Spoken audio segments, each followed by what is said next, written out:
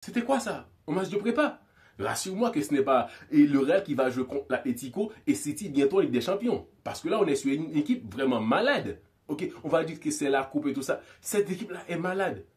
En plus de ça, depuis l'arrivée de Mbappé, il n'y a plus de football à Madrid. Non, plus de football à Madrid. Ce n'est pas à cause du joueur, mais à cause des dirigeants et le coach qui n'ont pas eu un plan d'intégration pour Mbappé, pour laisser l'équipe fleurir un peu plus, parce qu'il y avait de la confiance et tout ça, avoir une équipe bien huilée avec des joueurs en confiance. Mais non, ils ont tout de suite voulu donner l'équipe à Mbappé. Oui, parce que Mbappé jouait comme neuf et ils ont voulu le mettre à l'aise sur le côté gauche, puis Vinicius dans l'axe, Rodrigo qui ne jouait presque plus, comme si le coach n'avait pas Rodrigo dans son plan. Donc, c'était une équipe, c'est la cata au Real Madrid. Gonzalo Garcia avait de sauver la mise au Madrilène. Parce qu'une équipe qui menait 2-0 contre Leganés, même si je disais que le Real devait être prudent contre cette équipe-là, mais quand même, c'est Leganés, une équipe vraiment en dessous. Mais sur ce match-là, on voit une équipe qui jouait tête à tête au Real Madrid. C'était quoi ça? Pas d'intensité, pas de pressing, rien du tout. Leganés était bien plus actif que les joueurs madrilènes. C'était quoi ça? Même s'il y a eu des joueurs comme Asensio et Jacobo en défense et tout ça, mais quand même, les autres joueurs, ce ne sont pas des débutants. Donc, on est sur une Real Madrid vraiment malade. Et là, surprise, se fait remonter par Leganés. 2-2, et il y a eu plein d'occasions où Leganés aurait pu marquer un but et c'était fini pour le Real. Donc là, c'est quoi ça? Parce que sur un match comme ça, il y a tellement de choses à analyser, mais comme c'était en coupe, et en plus, il n'y a pas eu l'équipe type du Real Madrid, on se calme, ok?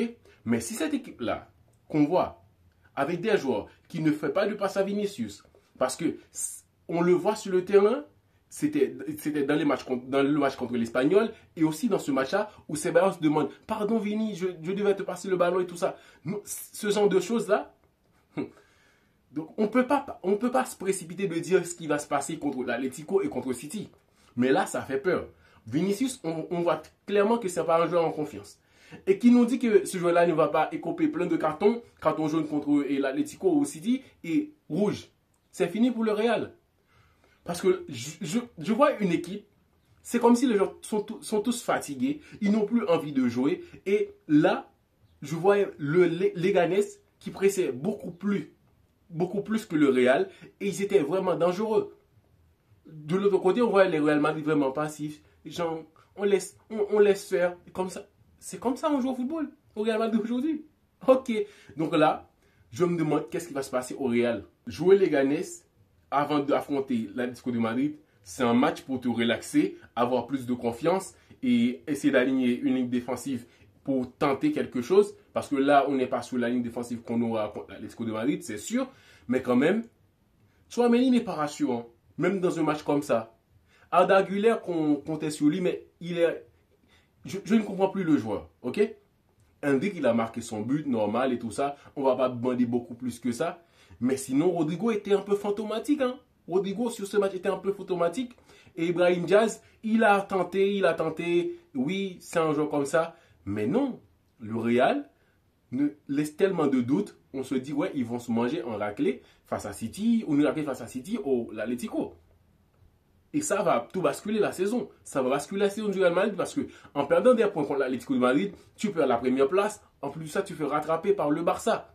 Donc c'était un match pour que les Madrilènes prennent le temps de manger des bonbons sur le terrain parce que c'est Leganés. Ils vont presser haut, ils vont terminer le match avec plus de 3 buts d'écart. Et là, c'est pas du tout le cas.